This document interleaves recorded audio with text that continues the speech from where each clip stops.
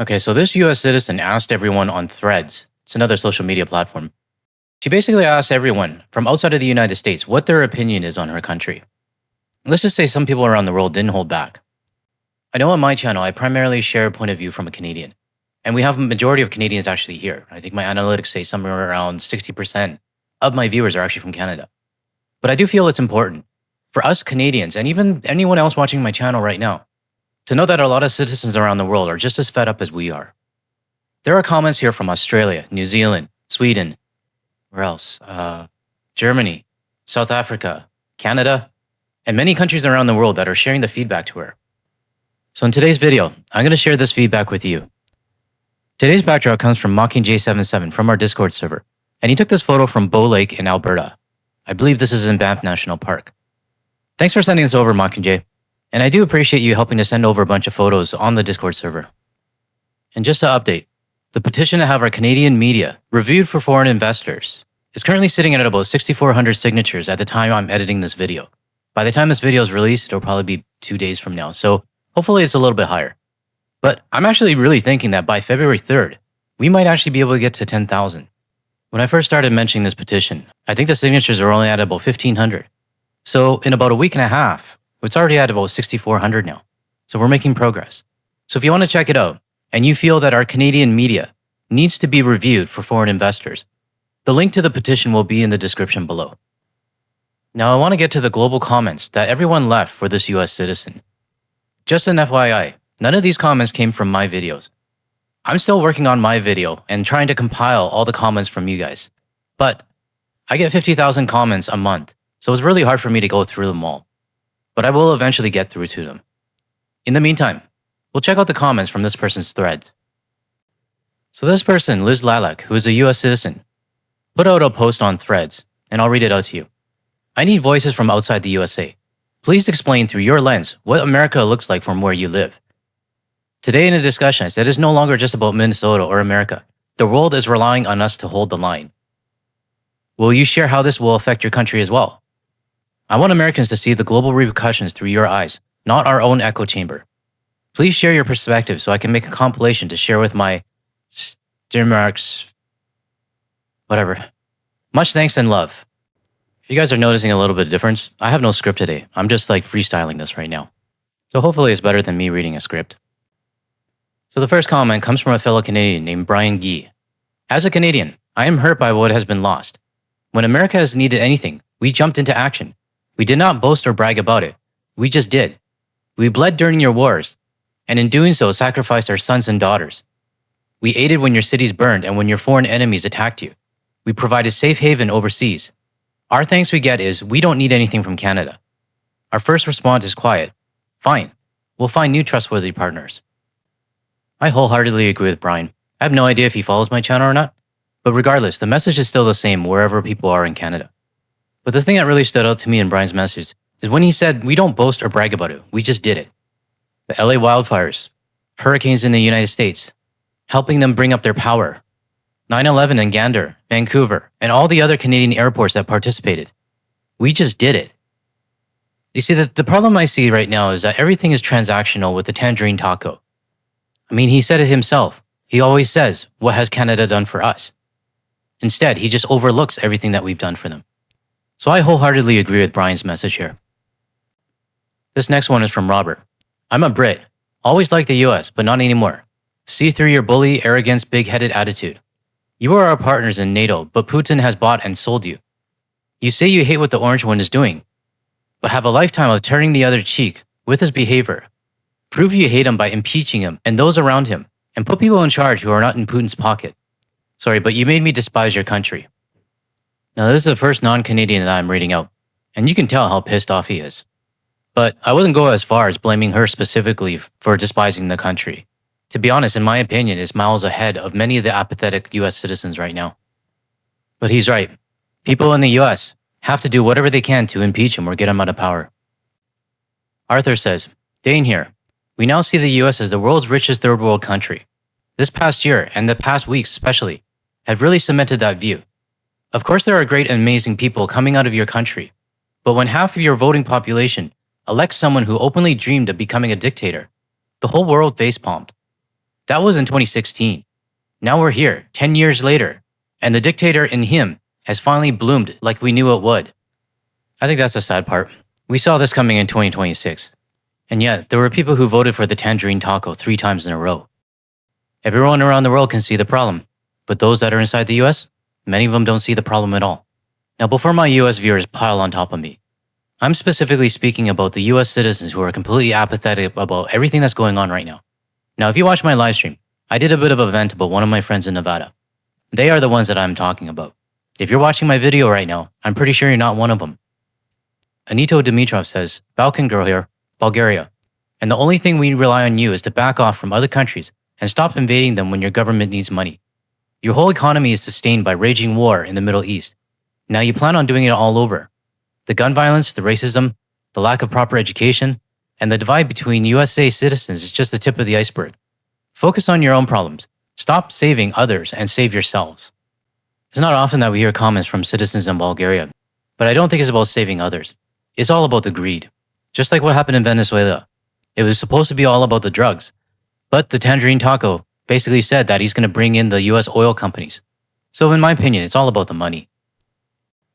This next one comes from Other Futures. I'm a Canadian living in Sweden and America is threatening both places. Doesn't feel great given how close I thought we were my whole life. I could totally agree with that. I think we need to unfriend America for a while. Go from America first to America last. Canada, UK, and the EU should collaborate and exclude America. Nothing hostile. Just a cold shoulder. America can pack up their bases and businesses and go home until they want to be real friends again. It's great to see my fellow Canadians around the world, just like me, keeping a close eye on what's going on at home. Pride Mouse says, Germany here. Waking up every day thinking we might be at war with the US because he's invaded Greenland. Anxiety every morning about how much humanity has lost overnight. We finally have our answers to what we asked in all of our history lessons. How could it happen? Now we see a real life experience of it. He loves the uneducated and now we see why. It's a freaking shit show for all of us. I want to emphasize on the shit show for all of us. Not to upset any of my US viewers, but if this was only affecting the United States, I don't think I would be as pissed off. But unfortunately, it is a shit show for every single country in the world. Ponsiska says, Icelander, watching the fall of the US with horror. Admittedly never a fan, seeing so many flaws in your infrastructure and aggression towards other countries. But now it's gone even worse. Human rights of the US citizens violated, or even ripped away completely. US Gov is waging war on women, immigrants, intellectuals, and protesters. Banning books is always a bad sign. This is the exercise of the Nazi playbook, and worst of all, nearly half the population think it's okay. That last statement right there is the problem. With the 77 million Tangerine Taco supporters, the administration, the media, and everyone else on the far right, they're basically encouraging all of this going on. But what is also sad is that many of the US citizens who didn't vote for the Tangerine Taco, or didn't vote at all, are just too apathetic about what's going on right now. They just simply don't care. BardFan69 says, my views as a German. Your obsession with patriotism makes you blind for the flaw of your society and policies present or past. The idea of American exceptionalism is toxic. We don't expect you to hold the line. We expect you to be reliable partners to stand true to the ideals expressed in your own Declaration of Independence. I'm not too sure how to say his name. Detopping official. Australian here. You are no longer an ally. You are to be endured, not trusted. Your true colors, from the time of the Puritans' landing, has come to the fore. It has given the rest of the world permission to speak the truth to power, and that is that you are ruled by autocrats, pretend Christians and technocrats. It has always been so, except the worst has ever been. It's heartbreaking because we know how beautiful your country is and how many good people you have, all flushed away. I share the same sentiment because, as I've always said on my channel, I used to enjoy visiting the United States and all the people there as well. But within a short amount of time, at least for me, it was within about 3 months, I made my decision I'm not going there anymore. Carrie says, I nearly choked at your comment about us relying on you to hold the line. Yeah, we're not. We think your country is ruled by an absolute lunatic. It must be terrifying to live there and have no alternatives. It is absolute insanity that you think America is some kind of moral compass for the rest of the world. Bottom line, we cannot stand you, and most of us, Brits, despise the fact that we have this special relationship with the US decided by our own leaders. I agree with the special relationship part, but at the same time, it's not just on our leaders. Us as citizens of the world have our own right to basically boycott and not give them a dime of our money. Merrick V says, years of propaganda about being the freest and the bravest brainwash you into complacency and inaction. You are the bad guys. You have a fascist, authoritative, war-hungry man-child as president. You are severely underreacting. No, you don't have 3 more years. No, you don't wait till the midterms. No, he won't comply with impeachment or law. No, no one is coming to save you. No, you don't argue with losing jobs in healthcare. You lose way more than that. Look at Iran protests, 500 plus deaths. I definitely think many of the US citizens are underreacting, especially the ones that are apathetic. But there isn't much more time in my opinion, because as every day passes, there's going to be one thing that really starts to set things off. I'm talking about like really set things off. This one's from Sundus73. Sweden here. You have a president and a government that will destroy the United States for generations to come. I have previously understood that you have been indoctrinated that you are the best country in the world, that everyone wants what you have, and the rest of the world is free riding on the United States. But that's not true at all. But I've only understood that it was this bad with your new regime and the new rhetoric. Canada is leaving the US as a trading partner. The EU just signed the world's largest trade deal ever with South America. The US's former partners are excluding you. No one even dares to share intelligence with you anymore.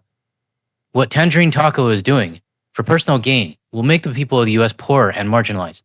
A glimmer of light in the darkness are the people like you, who are curious, show solidarity, and want this to end. And I have to agree with that as well. We have people like Josh from the Enemy From Within, all of our US viewers that are watching this video right now, and many other US content creators who are trying to make a difference. But it is a very small amount when it comes to the vast majority of the United States population. Gems of Erlin says, I'm in Norway. What we see is US government breaking up old friendships and alliances. They arrogantly look down on Europe. They don't respect us, and they are forcing us to give up territory, Greenland, that they said they had freedom to use if needed. The USA is making us realize that we don't have a loyal ally in them anymore, and that we have to prepare to stand on our own 2 feet and fight back. As someone who is half Norwegian and half American, it's heartbreaking, but necessary. I think old friendships is the key word. It's old, and it's gone. Our government is moving on, and I hope more Canadians move on as well.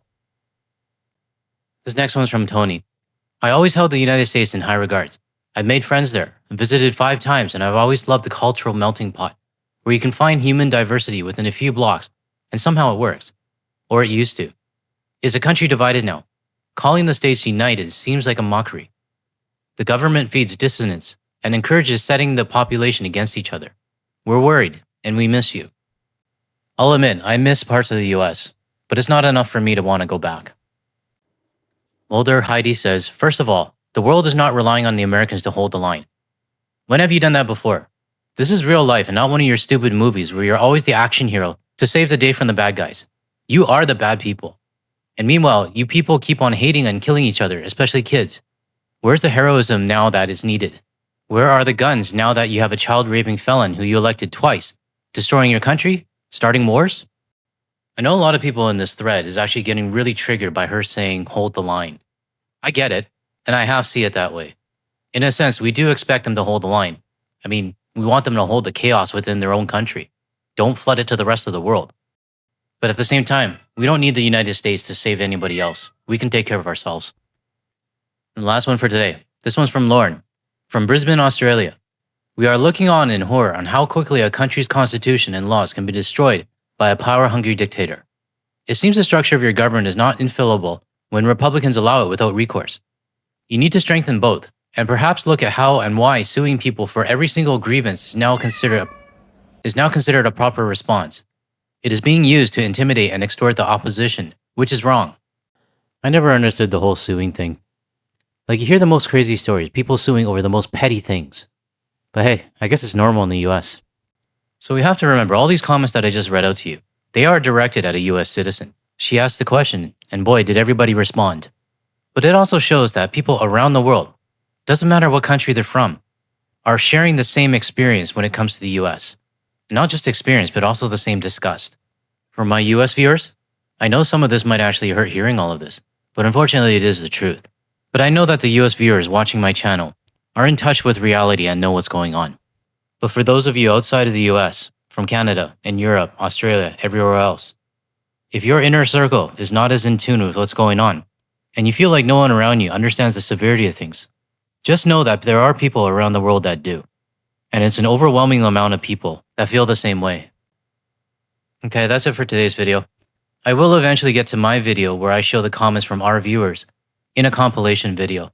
It's just going to take me a little bit longer because, like I said, there's like 50,000 comments per month. So hopefully I'll get that done soon.